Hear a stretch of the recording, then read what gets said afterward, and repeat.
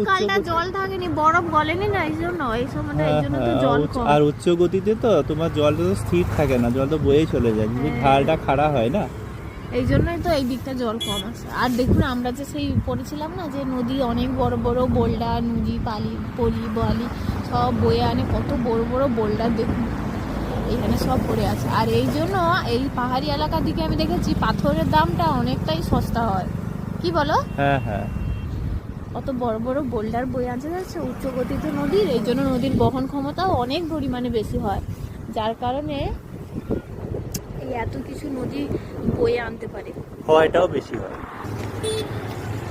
এইদিকে শব্দটা শোনা যাবে, এইদিকে দেখুন শব্দটা শোনা যাচ্ছে, নদীটা যে বইছে তার শব্দটা শোনা যাচ্ছে, ওইদিকে কিছু শোনা যায় না। জলের স্রোতটা মোটামুটি আছে, কিন্তু খুব একটা জলের স্রোত নেই, কারণ ঠান্ডা তো, ওই জন্য। কতটা জায়গা নিয়ে নদীটা প্রবাহিত হচ্ছে দেখুন, এই দিক থেকে ওই দিক পর্যন্ত, এটা নদী অববাহিকা। নদী অববাহিকা।